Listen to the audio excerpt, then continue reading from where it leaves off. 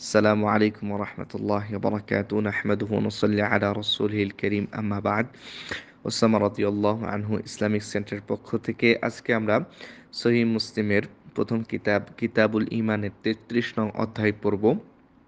অধ্যায়ের নাম হচ্ছে আনসারদেরকে ভালোবাসা ঈমানের লক্ষণ এবং তাদের প্রতি বিদ্বেষ পোষণ করা মুনাফিকের লক্ষণ।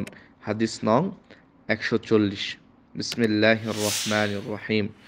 قال حدثني زهير بن حرب قال حدثني معاذ بن معاذ وحدثنا عبيد الله بن معاذ واللفظ له قال حدثنا أبي قال حدثنا شعبة عن عدي بن ثابت قال سمعت البراء তিনি বলেন আমি বারা রাদিয়াল্লাহু আনহুকে বলতে শুনেছি উহাদ্দিসু আনিন নবী সাল্লাল্লাহু আলাইহি ওয়াসাল্লাম তিনি নবী সাল্লাল্লাহু আলাইহি ওয়াসাল্লাম সম্পর্কে বর্ণনা করছিলেন আন্নাহু ক্বালা ফিল আনসার নবী সাল্লাল্লাহু আলাইহি ওয়াসাল্লাম আনসারদের ব্যাপারে বলেন লা ইউহিব্বুহুম ইল্লা মুমিনুন তাদেরকে ভালোবাসবে একমাত্র মুমিনরাই ওয়ালা ইউবগিদুহুম ইল্লা মুনাফিকুন আর যে তাদের প্রতি বিদ্বেষ বা ঘৃণা রাখবে সেই হচ্ছে মুনাফিক।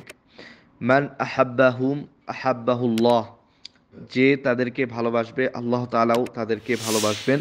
ওয়ামান আবগাদাহুম আবগাদাহুল্লাহ এবং যে তাদের প্রতি বিদ্বেষ রাখবে রাগ রাখবে আল্লাহ তাআলা তার উপর রাগান্বিত থাকবেন।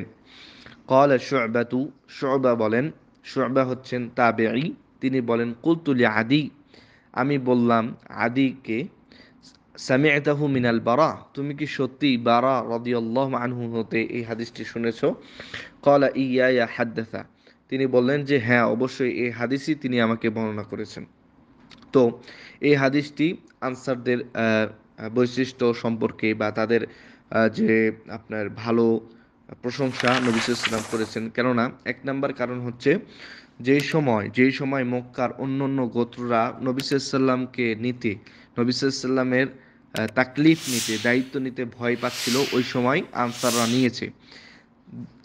এর কারণে তাদেরকে বলা যেতে পারে পুরা আরব জাতির সাথে যুদ্ধ করতে হয়েছে।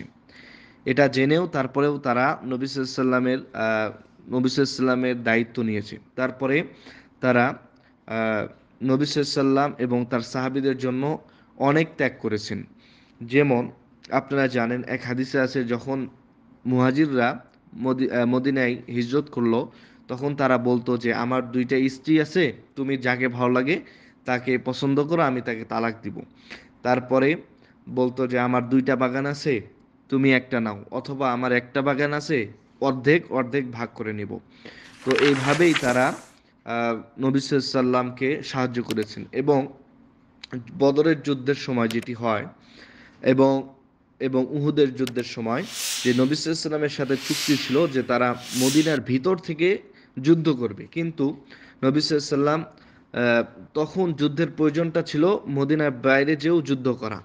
তখন নবী সাল্লাল্লাহু আলাইহি ওয়াসাল্লাম আনসারদের পরামর্শ চেয়েছিলেন তখন তারা বলেছিল যে হে আল্লাহর রাসূল আমরা মুসা আলাইহিস সালামের জাতির মতো বলবো না যে আমরা এখানে বসে আছি তুমি এবং হারুন মানে মুসা এবং হারুন তোমরা যে আল্লাহর সাথে জিহাদ করো বরং আপনি যদি আমাদেরকে সাগরেও নিয়ে যান আমরা সাগরেও ঝাঁপ দিব যদি জঙ্গলে নিয়ে যান জঙ্গলেও যাব আপনি যেখানে যান আপনার সাথে আমরা সেখানেই যাব।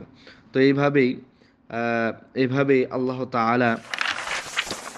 তাআলা এই আনসারদের মর্যাদা বাড়িয়ে দিয়েছেন এবং নবী সাল্লাল্লাহু আলাইহি ওয়াসাল্লাম হাদিসে বলেছেন যে কিয়ামতের শেষ মুহূর্তে ইসলাম যেমন সারা বিশ্বে ছড়িয়ে গেছে কিয়ামতের আগ মুহূর্তে আবার সেটা সাপ যেমন গর্তে ফিরে আসে সেভাবে মদিনায় আসবে।